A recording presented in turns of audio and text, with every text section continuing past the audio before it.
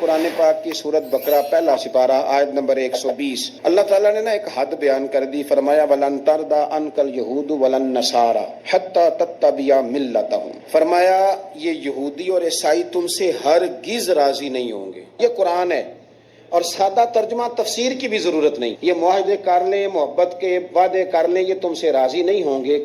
کب راضی ہوں گے؟ حتی تتبع ملتہم، یہاں تک کہ تم ان کے دین کی پیروی کرنے لگ جاؤ. میرا جب پہلی دفعہ پاسپورٹ بنا تو میں نے سارا پڑھا. کتابیں پڑھنے کا شوق تھا شروع سے.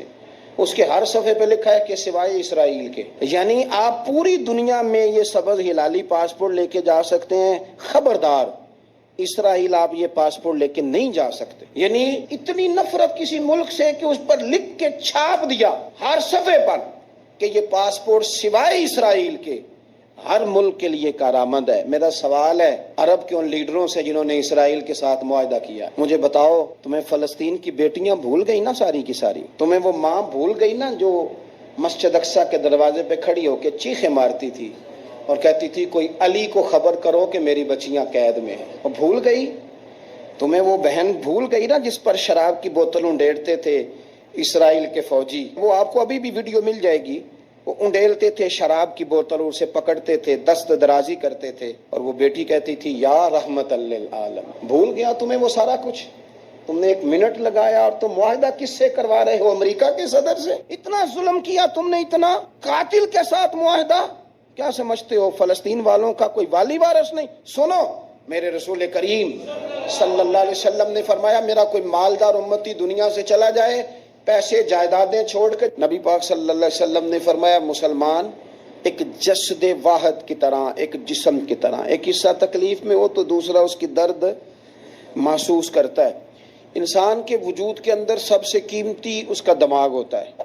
اسی سے سوچتا ہے، اسی سے وہ عمل کرتا ہے، اسی سے منصوبہ بندی کرتا ہے، اسی سے وہ مومن ہوتا ہے، اسی سے معاذ اللہ کافر ہوتا ہے. اور وجود کے اندر جس کو درجے کے لحاظ سے بولنے میں بعض اوقات کم درجہ سمجھا جاتا ہے وہ پیر ہوتے ہیں. اور تو میری ٹھوکر کے بھی قابل نہیں، میں تجھے جوتے کی نوک پہ، پیر کی نوک پہ بھی نہیں سمجھتا. ہم یہ کہتے ہیں محاورتاً کہ تو پیروں کے قابل بھی نہیں. یعنی سب سے اعلیٰ درجہ دماغ کو دیا، دل کو دیا، اور سب سے ہلکا درجہ پاؤں کو دیا. لیکن مجھے بتلائیے گا اگر کبھی پاؤں کی سب سے چھوٹی انگلی، چھنگلیا، چیچی، اس پہ اگر کبھی زخم لگ جائے تو جسم کا سب سے اعلیٰ حصہ دماغ ہے. دماغ نے کبھی یہ کہا ہے کہ چھوڑو یہ تو سب سے نچلا درجہ ہے، نہیں جانا ڈاکٹر کے پاس، اتنا ٹائم کہاں ہے، رہنے دو، چھوٹی سی تو انگلی ہے، خیر ہے؟ ایسا کبھی ہوا ہے؟ دماغ فوراً کہتا ہے کہ باقی کام بعد میں کریں گے، پہلے ڈاکٹر کا پتہ کرو، اس کو مرہم پٹی کراؤ، کیونکہ اسے پتہ ہے کہ اگر یہاں درد رہی تو باقی جسم میں بھی درد رہے گی. اور یہ بھی پتہ ہے دماغ کو کہ اگر میں نے یہاں علاج نہ کرایا انگلی کا تو کہیں پیر بھی سارا زخمی نہ ہو جائے، اور اگر پیر کا علاج نہ کرایا تو ٹانگیں اور باقی وجود تک بھی زخم نہ آ جائے. لہذا دماغ جلدی فیصلہ کرتا ہے، ٹیسٹ کرانے کا، چیک اپ کرانے کا، دوائی لینے کا، مرہم پٹی کا. اور میرے بھائی مسلمان ایک وجود کی طرح ہے. یہ تو ہو سکتا ہے کچھ مسلمان ملک غریب ہوں اور کچھ کے پاس تیل کے کنویں ہوں، کچھ کے پاس سونے کے پہاڑ ہوں. یہ تو ہو سکتا ہے کہ بعض اوقات یہ وہ سمجھ لیں کہ ہم اعلیٰ درجے کے ہیں، لیکن یہ یاد رکھیں اگر ایک جسم کی طرح ہیں، سوچتے ہیں اور ہیں، کیونکہ نبی پاک نے فرمایا ہے، اگر اس طرح سوچتے ہیں تو پھر میرا خیال ہے کہ جس طرح تیل کے کنویں والے کو اپنی درد ہوتی ہے نا، سونے کے پہاڑوں والے ملک کو جس طرح اپنی درد ہوتی ہے نا، اس طرح اسے کسی کو بھیکارت کی نظر سے دیکھنا نہیں چاہیے، چونکہ جسد واحد ہے. اور جسد واحد میں اگر کوئی درجہ بڑا بھی رکھتا ہو کہ جناب ہمارے پاس ایک بڑی جگہ ہے، متبرک جگہ ہے، ہم بڑے ہیں، تو آپ بڑے ہیں، لیکن بڑا دماغ ہی یہ فیصلہ کرتا ہے کہ بھئی وہ چھوٹا سا پیر کا حصہ زخمی ہے، جلدی کرو علاج کراؤ. لیکن بڑے دماغ والا کہے کہ میرا گھر تو محفوظ ہے. معراج کی بات کرنے کا تو اب وقت آیا ہے، اس لیے کہ معراج کا سارا واقعہ تو مسجد اقصیٰ کے گرد گھومتا ہے. سبحان الذی اسریٰ بعبدہ لیلا من المسجد الحرام الی المسجد الاقصیٰ. حضور نے معراج کی رات مسجد اقصیٰ میں نماز پڑھائی تھی، اور ایک بار پھر سے طیبہ سے فلسطین میں راستہ دیکھتی ہے پھر مسجد اقصی تیرا۔ ایک بار حضور گئے تھے مکے سے مسجد اقصی، اور پھر حضور فرماتے ہیں جب میں واپس گیا نا تو کفار نے جو کہ مسجد اقصی دیکھی ہوئی تھی تو مجھ سے پوچھنا شروع کر دیا کہ مسجد اقصی کی کھڑکیاں کتنی ہیں، دروازے کتنے ہیں، پلر کتنے ہیں۔ جب انہوں نے سوال جواب کیے تو حضور فرماتے ہیں کہ رب کریم نے مسجد اقصی کو اٹھا کے میرے سامنے رکھ دیا۔ میں دیکھتا جاتا تھا، بتاتا جاتا تھا، کہہ لوں بات کر لوں۔ ایک دفعہ حضور مکے سے مسجد اقصی آئے اور ایک دفعہ مسجد اقصی میرے نبی کی زیارت کے لیے مکے گئی، حضور کی زیارت کے لیے مکہ شریف گئی۔ اور میرے نبی تو صرف کسی چیز کی طرف ایک دفعہ دیکھ لیں تو وہاں رحمت کے پھول کھلتے ہیں۔ مسجد اقصی کی طرف منہ کر کے 17 مہینے میرے نبی نے نماز پڑھی ہے۔ مسلمانوں پتہ ہی کوئی نہیں، ہماری خبریں ہی اور ہیں، ہمارا درد ہی اور ہے، ہمیں پتہ ہی نہیں بم کہاں برس رہے ہیں، ہمیں یہ خبر ہی نہیں۔ اور میں اس دور میں تقریریں کر رہا ہوں جہاں سوتوں کو جگانا نہیں پڑتا، جاگتوں کو جگانا پڑتا ہے۔ سیانے لوگوں کو سمجھانا ہمارے ذمہ لگ گیا، کیا کریں؟ اس قوم کو سکھانا پڑتا ہے جسے پتہ سارا ہے لیکن جان بوجھ کے آنکھیں ہماری بند ہیں۔ یہ مولوی کو بات کرتا تو لوگ کہتے دیکھو مولوی گالی دیتا ہے، لیکن اگر قائد اعظم محمد علی جناح کہے کہ اسرائیل امریکہ کی ناجائز اولاد ہے تو پھر تو تمہیں ہضم کر لینا چاہیے نا، پھر تو لبرل کو بھی ہضم ہونا چاہیے نا کہ قائد اعظم نے کہا ہے، اور اس ناجائز بچے کو تم نے اتنی طاقتیں دے دی کہ وہ مسلمانوں کے قبلہ اول میں نماز پڑھنے والوں کو بھی نہ بخشے۔ کہاں گئی تمہاری وہ انسانی حقوق کی بڑی بڑی تنظیمیں، کدھر گئی؟ اور میرا پاکستانی میڈیا سے بھی سوال ہے، چند دن پہلے سیالکوٹ میں ایک واقعہ ہوا، ناانصافی ہو گئی جی، ناانصافی ہو گئی جی ایک بی بی کے ساتھ۔ ہر بندے نے شور مچایا، بڑے بڑے طوفان اٹھتے ہیں، کیوں ہوا جی کیوں ہوا؟ تو مسجد اقصی کی توہین ہو گئی تو پھر طوفان کیوں نہیں اٹھا؟ ٹاک شو کیوں نہیں ہوئے؟ بحثیں کیوں نہیں ہوئی؟ میں اس موم بتی مافیا کا کیا کروں؟ ان لبرل لوگوں کا کیا کروں؟ ان کے سپورٹروں ووٹروں کا کیا کروں؟ ان سیاسی جماعتوں کے کارکنوں کو کیا نام دوں کہ جو ان فضول بحثوں میں تو وقت ضائع کرتے ہیں، اور وہ مسجد اقصی جس کے بارے میں میرے نبی پاک صلی اللہ علیہ وسلم سے ایک صحابیہ نے پوچھا تھا، یا رسول اللہ مسجد اقصی میں نماز پڑھنا کتنا کو بہتر ہے باقی نمازوں کے مقابلے میں؟ تو حضور نے فرمایا 1000 گنا بہتر ہے۔ بی بی عرض کرنے لگی، سونیا میں جا تو نہیں سکتی، دل بڑا کرتا ہے۔ حضور نے فرمایا جا نہیں سکتی تو وہاں تیل ہی بھجوا دے، جس میں حاضری لگوانے کی حضور بات کریں جس مسجد میں۔ اور نبی پاک علیہ السلام نے فرمایا خاص کر کے سفر کرنا ہوا تو 3 مسجدوں کے لیے کرنا، ایک مسجد حرام بیت اللہ کے لیے، ایک مسجد نبوی کے لیے، اور تیسرا مسجد اقصی کے لیے۔ بیت المقدس مسجد اقصی معمولی جگہ نہیں۔ حضور نے فرمایا 3 سفر کرو تو سمجھنا ہم عبادت کر رہے ہیں۔ کون کون سے؟ فرمایا اگر بیت اللہ جاؤ تو عبادت سمجھ کے جانا، مسجد نبوی کی طرف جاؤ تو عبادت ہے، اور مسجد اقصی کی طرف جاؤ تو یہ بھی عبادت ہے۔ اور فرمایا مسجد اقصی میں جس نے ایک نماز پڑھی اسے 25,000 نمازوں کا ثواب ملے گا۔ اور میرے رسول پاک نے یہ وہ مسجد ہے جس کے ساتھ معراج شریف جڑا ہوا ہے۔ قرآن پاک نے کہا کہ اس مسجد میں سبحان اللہ ذی اسریٰ بعبدہ لیلا من المسجد الحرام الی المسجد الاقصی۔ مسلمانوں قرآن کہتا ہے کہ تمہارے معراج کی شان رسول پاک کی مسجد اقصی سے جڑی ہے۔ جس محبوب کو رب معراج کرائے تو مسجد اقصی میں لا کے کرائے۔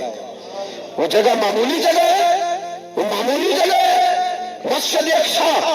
نبی پاک نے وہاں نبیوں کی امامت کرائی، 17 مہینے اس مسجد کی طرف منہ کر کے تیرے اور میرے رسول نے نمازیں پڑھی۔ چھوٹی جگہ ہے، اور پوری دنیا کا مسلمان اسے چاہیے شرم سے گڑ جائے۔ ایک امریکہ کا صدر بول کے کہتا ہے کہ اسرائیل کو اجازت ہے اسے دارالحکومت بنائے، اور مسلمان حکمران بیان دے رہے ہیں ظالموں لٹیروں تم اپنی سیاستیں چمکانے کے لیے پہلے ایک دوسرے کو گالیاں دیتے ہو، پھر اکٹھے بیٹھ جاتے ہو نمبرنگ کرنے کے لیے۔ تم دین کے اس مسئلے میں سارے اکٹھے کیوں نہیں بیٹھے؟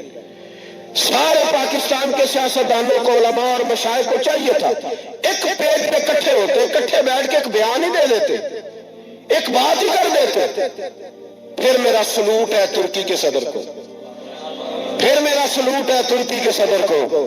اس نے بہت عرصہ پہلے کہا تھا مسجد اقصی میری خواب میں آئی تھی اور رو کے کہتی تھی آئے مجھے کوئی صلاح الدین ایوبی کا ماننے والا، کوئی آئے مجھے بچائے۔ کہتے میری خواب میں آئی تھی اور روتی تھی، کہتی تھی کوئی آئے۔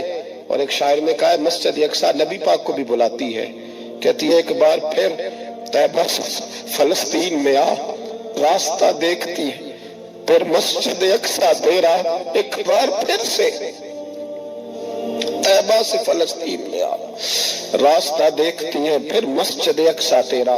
کوئی بولا ہے نہیں اتنا مقدس مقام، چھوٹے چھوٹے بیانوں کہیں اکٹھے ہو جاؤ، میں بتاتا ہوں تمہیں مسئلے کا حل کیا ہے، میں بتاتا ہوں۔ دو کام کرو، ایک کام وہ کرو جو حضرت سلمان فارسی نے کیا تھا، سنو حل سنو مسئلے کا، میں چھوٹا آدمی ہوں پر حل سنو مسئلے کا۔ زندگی میں ایک کام مسلمان کر لے، جٹ بن کے، بھٹ بن کے، رائی بن کے، پاکستانی، مصری، سعودی بن کے بڑا جی لیا۔ ایک کام وہ کرے جو حضرت سلمان نے کیا تھا۔ جب ایک کافر نے پوچھا آپ کا نام کیا ہے تو فرمایا میرا نام اسلام ہے۔ بولیے سارے میرا نام ہے۔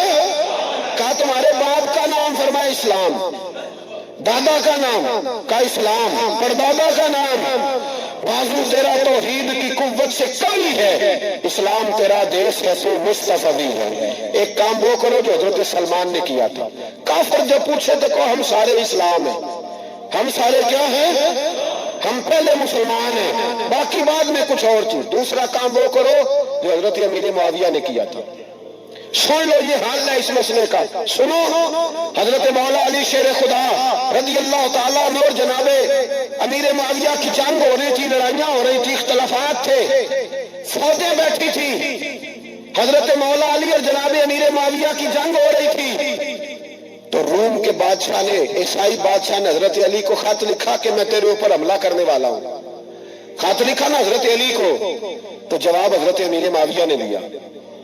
چاہیے تھا نا مولا علی جواب دیتے، حضرت امیر معاویہ بولے اور بول کے کہنے لگے اور روم کے کتے ہم گھر میں جتنا مرضی لڑے، یہ نہ سمجھنا تو علی پہ حملہ کرے گا تو میں تماشا دیکھوں گا۔ فرمایا تو علی پہ حملہ کر تو صحیح، علی سپہ سالار ہوگا اور امیر معاویہ اس کا سپاہی ہوگا، گھر میں جتنا مرضی لڑے پر رسول اللہ کے نام پہ ہم اکٹھے ہو جایا کرتے ہیں، یہ رسول اللہ کا دین ہے، اس پہ ہم اکٹھے ہیں، یکجان ہیں۔ فرمایا علی سپہ سالار ہوگا اور امیر معاویہ سپاہی ہوگا، اکٹھے نکلیں گے اور کفر کو بتائیں گے کہ اگر تم مسلمانوں کی طرف دیکھو گے پھر ہم یکجان ہیں، پھر ہم بولیے پھر ہم گنبد خضرا کے سائے تلے ایک ہیں، ایک ہیں، ایک تھے اور ایک رہیں گے۔ اس لیے یہ دو کام اگر مسلمان کرے، دو کام، ٹھیک ہے اختلاف ہو گئے، بڑا کچھ ہو گیا، لیکن ان سے کہیں کہ جب تم آؤ گے تو پھر ہمیں علیحدہ علیحدہ نہیں پاؤ گے،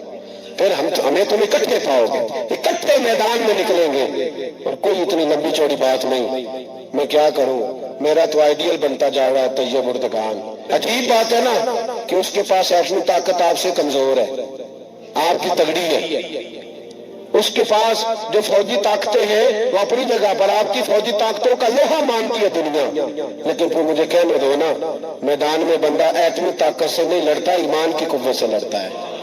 اور بول اٹھا ہے نا، کیا کر لیا اس نے اپنی پارلیمنٹ سے خطاب کیا ہے، مطالبہ ہے، علماء سے گزارش ہے، مشائخ سے گزارش ہے، ہر مکتبہ فکر کے آدمی سے گزارش ہے، علماء اور سیاستدانوں سے اپیل ہے کہ پارلیمنٹ کا مشترکہ اجلاس بلائیں، مشترکہ، اس میں ہر سیاسی جماعت کا لیڈر بیٹھے اور اکٹھے بیٹھ کے ان کو یہ میسج دے کہ بازو تیرا توحید کی قوت سے قوی ہے، اسلام تیرا دیس ہے تو مصطفی، اور ان کو بتائیں کہ ہزاروں قومیں وجود میں آئیں، دہر میں خشک تر کے رشتے سے ہم نے بنیاد دوستی رکھی، یاد خیر البشر کے رشتے سے۔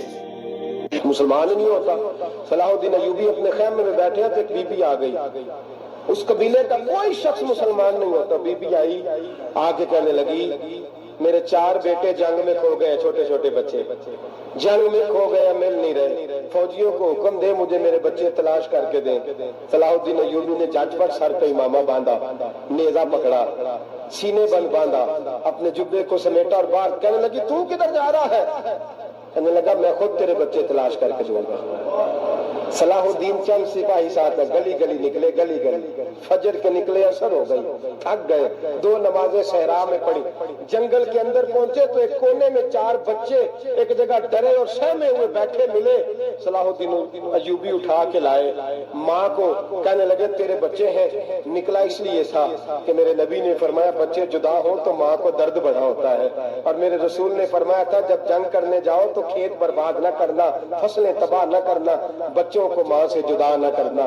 فرمایا میں سوچ رہا تھا تیرے بچے کہیں میری وجہ سے جدا ہو گئے تو مصطفیٰ کو جواب کیا دینا؟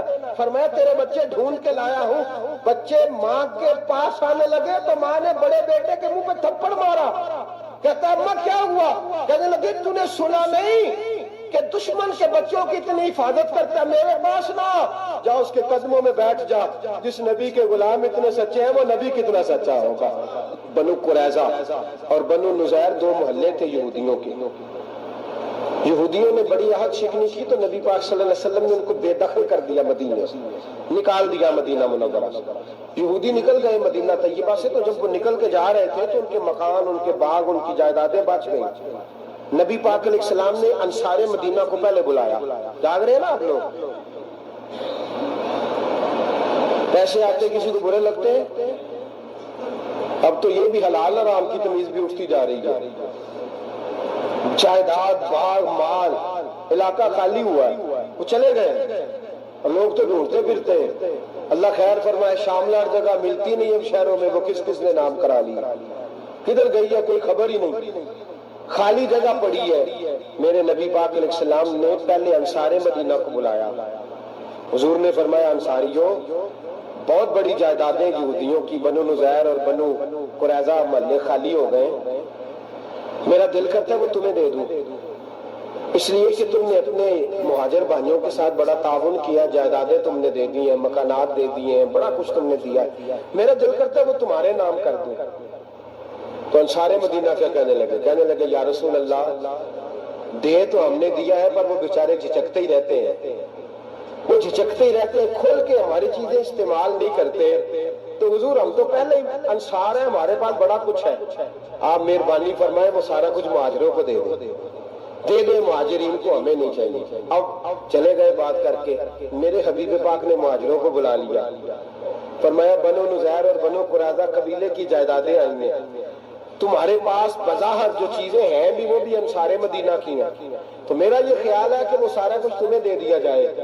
حضرت ابوبکر صدیق رضی اللہ تعالیٰ عنہ کہنے لگے یا رسول اللہ صلی اللہ علیہ وسلم ہمارے انصار بھائیوں نے ہمارے لیے دل تک کھول دیے ہیں، حضور انہوں نے ہر چیز بانٹ کے ہمارے سامنے رکھ دی ہے، ہم اتنے خرد غرض ہیں کہ سارا کچھ لپیٹ جائیں۔ کہ حضور ہمارے پاس جو مکان ہے وہ ہے، ہم کاروبار کر رہے ہیں، تجارتیں کر رہے ہیں، مزدوریاں کر رہے ہیں، ہم انشاءاللہ اور بنا دیں گے، آپ یہ ہماری طرف سے ہمارے انصار بھائیوں کو گفٹ کر دیں، آپ انہیں دے دیں۔ میرے حبیب کی آنکھوں میں آنسو آ گئے، میرے نبی پاک علیہ السلام رو پڑے، یا رسول اللہ کیوں روتے ہیں؟ فرمایا تمہارا یہ بھائی چارہ قائم رہا تو اللہ اسلام کو بڑی قوتیں عطا فرمائے گا، اللہ طاقتیں دے گا اسلام کو، اگر تمہارا یہ رنگ قائم رہا، یہ انداز، میرے غلاموں تمہارے یہ طور طریقے، کہ بھائی کہتا ہے دوسرے کو، دوسرا کہتا ہے تیسرے کو۔ مسلمانوں کی نا ایک تعداد لڑتے لڑتے لڑتے لڑتے دور چلے گئی، تاتاریوں نے قید کر لیا، 4 مسلمان تھے، تبلیغ کرنے گئے، جنگ کرنے گئے، جہاد کرتے کرتے کافروں سے لڑتے لڑتے تاتاری قوم میں چلے گئے، وہاں قید کر لیے گئے تو سزائے موت کا حکم ہوا، 4 بزرگ تھے، سزائے موت کا حکم ہوا تو تاتاری بادشاہ جو تھا وہ بڑا خلاف تھا، بڑا سخت مخالف تھا مسلمانوں کا، اس نے کہا کہ ان کو جب پھانسی دینا تھا مسلمانوں کو تو میرے سامنے دینا۔ اب 4 عالم ہیں، 4 صوفی ہیں، سفید داڑیاں، سر پہ امامے، پھانسی کا وقت آیا تو جو پھانسی گھاٹ ہے وہ ایک ہے، چاروں کو اکٹھے پھانسی نہیں ہو سکتی، ایک کو کہا کہ ایک ایک کر کے ان کو پھانسی دو۔ جب پھانسی کا وقت آیا نا تو جو سب سے پیچھے سوجی تھے وہ دوڑ کے آگے آئے، کہنے لگے بادشاہ پہلی باری میری لگا پہلی۔ اب بادشاہ نے کہا ٹھیک ہے اسے لٹکا دو۔ وہ قریب آئے تو دوسرے دوڑ آئے، کہنے لگے نہیں نہیں پہلی باری میں نے زیادہ کافر قتل کیے، میرا بڑا جرم ہے، مجھے پہلے سزا دو۔ ان کو پھانسی دینے لگے تو تیسرے آ گئے، کہنے لگے نہیں یہ تو میرا قتل کرتا تھا، رستے میں بتایا کرتا تھا، ڈھونڈ کے میں بتلاتا تھا کہ یہاں زیادہ تعداد ہے، مجھے پہلے پھانسی دو۔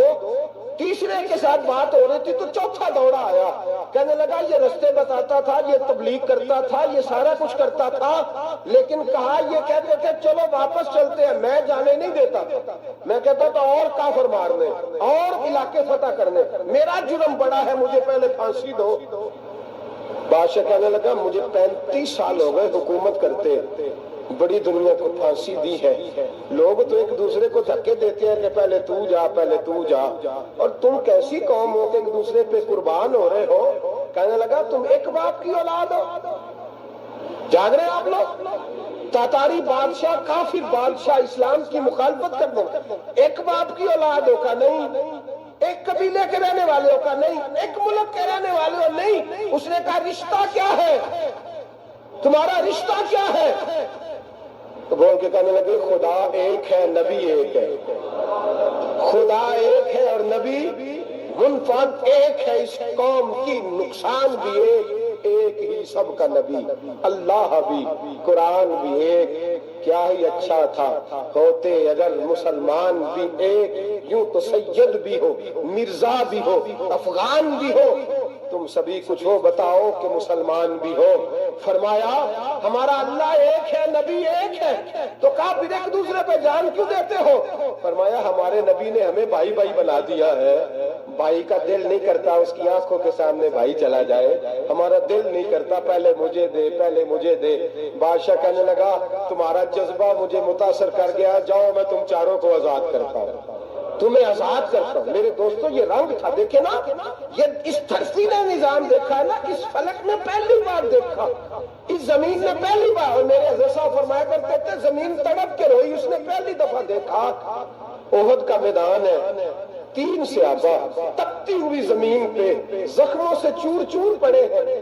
حضرت انس بن نضر رضی اللہ تعالیٰ عنہ پانی کا پیالہ لے کے پہنچے، ایک زخمی سے کہا تجھے پانی پلانا ہے، تو کہنے لگا میرے زخم تھوڑے ہیں، وہ جو ساتھ پڑا اس کے زخم گہرے ہیں، پہلے اسے پانی پلا دے، جا اسے دے دے۔ اس کے پاس پہنچے تو وہ کہنے لگا وہ مجھ سے پہلے گرا تھا، اس کا زخم زیادہ گہرا ہے، اسے پانی پلا۔ تیسرے کے پاس گئے تو کہنے لگا چوتھا تڑپ زیادہ رہا ہے، اس کی عمر زیادہ ہے، میں تو جوان ہوں برداشت کر رہا ہوں، بڑھاپے کی وجہ سے نڈھال ہو گیا، پہلے اسے پانی پلا۔ چوتھا کہنے لگا پانچویں کے پاس جا، پانچواں کہنے لگا چھٹے کے پاس جا۔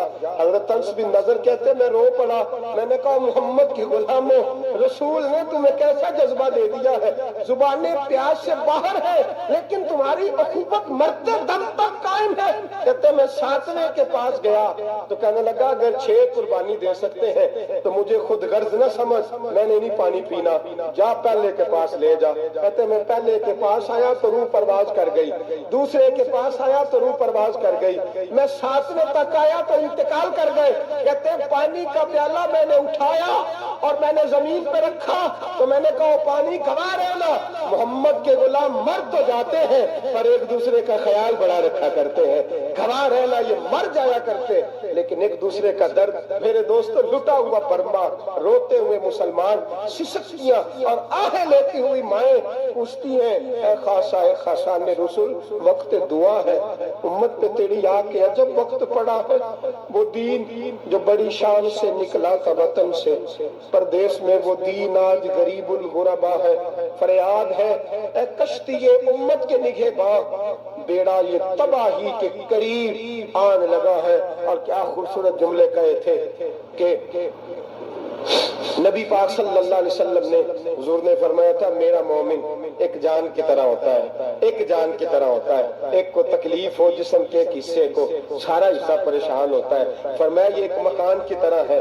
ایک اینٹ دوسری اینٹ کو مضبوط کرتی ہے، فرمایا یہ مضبوط لوگ ہیں، یہ مضبوط لوگ۔ حضرت عمر فاروق کا زمانہ ہے، ایک آدمی نے سیری بھیج دی ایک گھر میں بطور تحفہ، قحط کا زمانہ تھا، گوشت ملتا نہیں تھا، جانور، ایک آدمی نے سیری بھیج دی ایک آدمی کے گھر میں، اس نے کیا کیا اس نے اپنی بیوی سے کہا ہماری تو خیر ہے، ساتھ والا پڑوسی زیادہ غریب ہے، ادھر نہ بھیج دے، یہاں گندم امیر شہر کی ہوتی رہی خراب اور بچی کسی فقیر کی فاقوں سے مر گئی، کہا ساتھ والے پڑوسی کے گھر سے میں کئی دنوں سے بھوک کی آوازیں، وہاں بھیج دے۔ اس کے گھر گئی تو اس کی بیوی شوہر کو مشورہ دیتی ہے، کہتی ہے میرے بچے تو دلیر ہیں، ساتھ والے کے چھوٹے ہیں، وہ گزارا نہیں، ادھر نہ بھیج دیں۔ ادھر گئی، ایک روایت ہے 7 گھر، ایک روایت ہے 21 گھر، 21 گھروں میں گھومتی ہوئی وہ شریف پھر پہلے کے گھر میں آ گئی، اور پہلا صحابی کہنے لگا صرف تو نے محمد کا کلمہ نہیں پڑھا، باقی 20 نے بھی پڑھا ہوا ہے،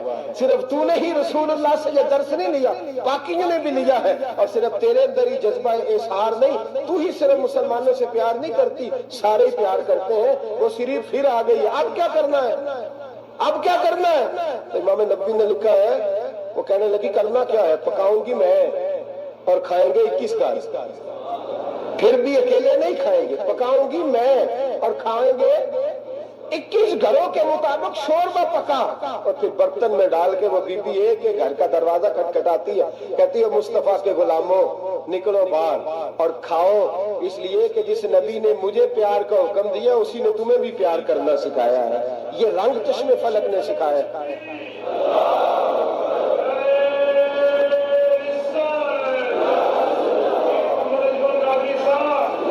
آپ کی بڑی مہربانی، زندہ باد وہی ہے جس کو اللہ رسول زندہ باد فرمائے، بڑی مہربانی، اللہ جزا دے۔ عرض یہ کرنے جا رہا تھا کہ رسول کریم صلی اللہ علیہ وسلم نے پیغام دیا امت کو، فرمایا دیکھیں نا کتنے بڑے لفظ ہیں، یہ نہیں فرمایا دوزخ میں جائے گا، یہ نہیں فرمایا کہ اسے جہنم کی سزا ملے گی، میرے نبی نے فرمایا میں اسے مومن مانتا ہی نہیں، میں اسے مسلمان اپنا مانتا ہی نہیں۔ حضور کسے؟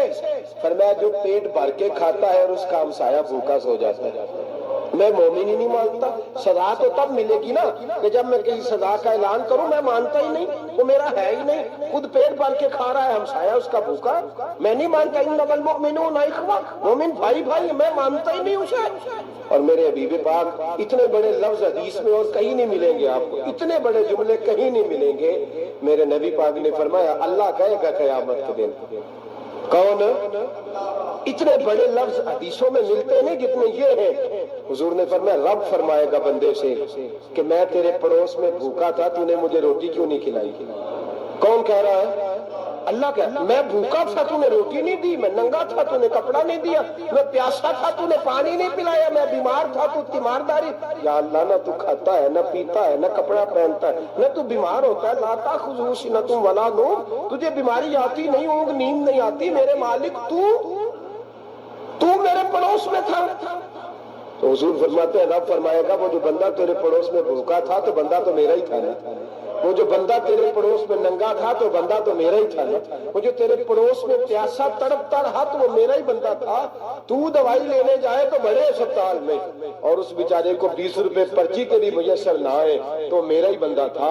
میرے دوست خیال کر اور یاد رکھ، یہ جو ہمسائے ممالک میں ظلم ہوتے ہیں، زیادتیاں ہوتی ہیں، ہمارے گھر کا پنکھا اچھا چلتا ہے، ہم جلوس اس وقت نکالتے ہیں جب ہماری لائٹ بند ہوتی ہے، ہم جلوس اس وقت نکالتے ہیں جب ہمارا ایسا جو ہمیں تنگ کرتا ہے، ہم اس وقت درد محسوس کرتے ہیں جب ہمارے گھر تک آگ آ جاتی ہے۔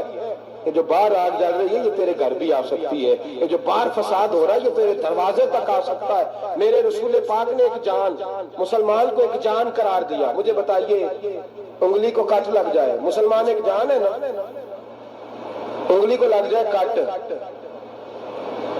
دماغ کہتا ہے میں نے نہیں سوچنا اس کے بارے میں نے اس کے درد کو محسوس ہی نہیں کرنا، انگلی کی درد ہے انگلی جانے، اس کا کام جانے، ایسے ہی ہوتا ہے نا۔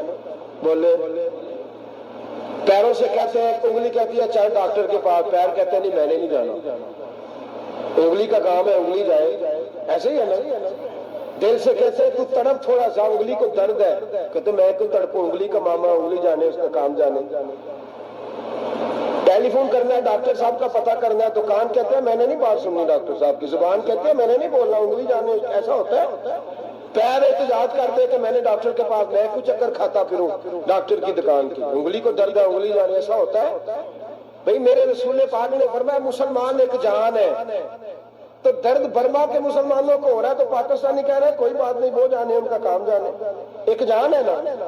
درد ہونا چاہیے، تکلیف ہونا چاہیے، پھٹے پہ باتیں ہوتی ہیں اس موضوع پہ، اسمبلی پہ گفتگو ہوئی ہے اس موضوع پہ، آپ کی صوبائی اسمبلیاں اس موضوع پہ بولی ہیں، آپ کے کونسل اس موضوع پہ بولے ہیں؟ ہم تو اپنی اپنی سیاستیں، اپنے اپنے تماشے، اپنے اپنے چکروں میں لگے ہوئے۔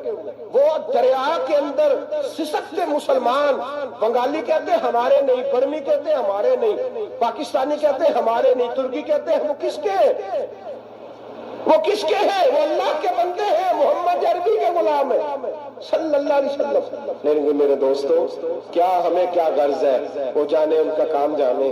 یہ جب تیرے پیروں تک آگ آئے گی پھر تجھے پتہ چلے گا یہ بڑی سخت آگ ہے۔ آج جس کافر نے برما پر عرصہ دراز تنگ کیا ہے، مسلمان تھوڑے تھوڑے مفاد لینے کی خاطر نا، بنو عباس اور بنو امیہ کی جنگ چل رہی تھی، بنو عباس جو تھے وہ غالب آ گئے، بنو امیہ جو تھے ان کی حکومت ختم ہو گئی، تو عیسائیوں نے بنو امیہ سے کہا کہ ہم تمہارے ساتھ تعاون کرتے ہیں، ہم تمہارے ساتھ تعاون کرتے ہیں اور بنو عباس پہ غلبہ پا کے تمہیں حکومت دلاتے ہیں۔ بنو امیہ بڑی جدوجہد کر رہے تھے بادشاہی کے لیے، لیکن انہوں نے کہا کہ ہم لڑ رہے ہیں، کوشش کر رہے ہیں، لیکن ہمیں کسی کافر کی مدد کی ضرورت نہیں، ہم جتنا مرضی لڑیں لیکن کافروں کے ہاتھوں بنو عباس کو مروانے کو ہم تیار نہیں ہیں۔ میں خبردار، تمہارا آپس کا معاملہ ہے، ہم خود نمٹ لیں گے، تمہیں اجازت نہیں دیتے تم اندر کودو اور کود کر کے تم فسادات پیدا کرو اور مسلمانوں کے اندر تقسیم کرو۔ میرے دوستو، مسلمان کو سوچنا چاہیے، سوچ بڑی رکھنی چاہیے۔ گھر کی جنگ سے نکل آ، اب بہو ساز کے جھگڑے سے باہر آ جا، اب محلے کی سیاست چھوڑ کے باہر کا سوچ، اب اسلام کو تیری حاجت ہے۔ اب پوری دنیا جب مسلمان کو دیکھے نا، فیس بک یوز ہوتی ہے، اس پہ نوجوان جب اسلام کی بات کرنے لگے گا، اس پر جب بڑا اسلام کی بات کرنے لگے گا، پوری دنیا میں پیغام جائے گا کہ مسلمان اب جاگنے لگا ہے، مسلم خابیدہ بیدار ہونے لگا ہے، اب اس کی آنکھیں کھلنے لگی ہیں، اب یہ اپنے مذہب کی بات کرتا ہے، اب یہ اپنے ملک سے، صوبے سے، برادری سے نکل کر بولتا ہے، اب یہ کہتا ہے کہ بازو تیرا توحید کی قوت سے قوی ہے، اسلام تیرا دیس ہے، تو مصطفی ہے، اب یہ بڑی سوچ رکھتا ہے، اب یہ عالمی بات کرتا ہے۔ میرے دوستو، ہمارا تو حال یہ ہے، امام اعظم ابو حنیفہ کا فتویٰ ہے، آپ فرماتے ہیں جو مولوی عالمی حالات سے باخبر نہ ہو وہ جمعے کی تقریر نہ کرے، تو مسلمانوں کی رہنمائی نہیں کر سکتا۔ عالمی حالات سے جو خبردار نہ ہو، تو جس کو چھٹی ہو جائے، تو نے ختم نہیں پڑھا، دوڑ جا مسجد سے، تو ختم نہیں پڑتا، ہمارے تجھے پتہ ہی نہیں تو کہاں رہتا ہے، بھاگ جا۔ وہ عالمی حالات پہ بات کرے گا، کیونکہ بیچارے کو تو پتا میری سویرے چھٹی ہو جانی، سیاست کا لفظ چھیڑا نہیں تو میں گیا نہیں۔ یاد رکھے، وہ جو بیداری ہے، وہ جو اعلیٰ ظرفی ہے، وہ جو بڑی سوچ ہے، وہ جو ملت کی سوچ ہے، وہ جو قومیت کی سوچ ہے، وہ جو آگے بڑھنے کا زاویہ ہے، وہ تو اندر اقبال کہتے ہیں گلا تو گھونٹ دیا اہل مدرسہ نے تیرا، گلا تو گھونٹ دیا اہل مدرسہ نے تیرا، تجھے تو مدرسے والوں نے پلیٹ پکڑا دیا ہے کہ جا سویرے لنگر کٹھا کر کے لا اور دوپہر کو روٹیاں مانگ کے لا اور دیکھ آج مرا کون ہے، ختم کس کا پڑھنا ہے، تو گلا تو گھونٹ دیا اہل مدرسہ نے تیرا، اب کہاں سے آئے گی صدا لا الہ الا اللہ، تو گھونٹ دیا تیرا گلا، تو کیسے بڑی بات کرے گا؟ بڑی بات کے لیے بڑی سوچ چاہیے، بڑی تگودو چاہیے، بڑی کوشش چاہیے، بڑا حوصلہ چاہیے۔ مسلمان چھوٹی چھوٹی لڑائی میں، چھوٹی چھوٹی جنگ میں، ایک دکاندار دوسرے دکاندار سے لڑ رہا ہے، گلی والا دوسری گلی والی سے لڑ رہا ہے، محلے والا محلوں پہ اعتراض، ایک شہر میں رہنے والے میں نے دوسرے محلے پہ اعتراض کرتے دیکھے۔ یقین کریں، ایک شہر میں رہنے والے، علاقے میں بسنے والے کہتے ہیں بھائی توبہ ہے اس محلے سے، تو اللہ ہی بچائے، لا حول ولا قوت۔ وہ جو تقسیم در تقسیم کی سوچ ہے، اس نے چھوٹے چھوٹے ٹکڑوں میں مسلمانوں کو بانٹ دیا ہے، چھوٹی چھوٹی تقسیم ہے، چھوٹا چھوٹا ہمارا مزاج ہے، چھوٹی سوچ ہے، بڑی سوچ کی بات سنیے۔ صلاح الدین ایوبی، جاگ رہے ہیں نا آپ لوگ؟ تو آخر حضرت صاحب ایڈی وڈی گل چھیڑ چڑی ہے، یہ مطلب ہی کوئی نہیں، کنے برما جانا ہے تو کنے مدد کرنی ہے، میں تو بڑی فریضہ سر انجام دے رہا ہوں۔ میرے نبی نے فرمایا برائی کو یا ہاتھ سے بدل، ہاتھ سے نہیں بدل سکتا تو زبان سے تو بولنا، تو میں معذور ہوں، کمزور آدمی ہوں، ہاتھ سے بدلنے کی طاقت نہیں رکھتا، تو دوسرے درجے پہ تو مجھے عمل کرنے دو نا، اثر کرے نہ کرے سن تو لے میری فریاد، نہیں ہے داد کا طالب یہ بندہ آزاد، رونے تو دو، تڑپنے تو دو، آہیں تو بہانے دو، سسکیاں تو لینے دو، مار کھائیے تو تڑپنے تو دو۔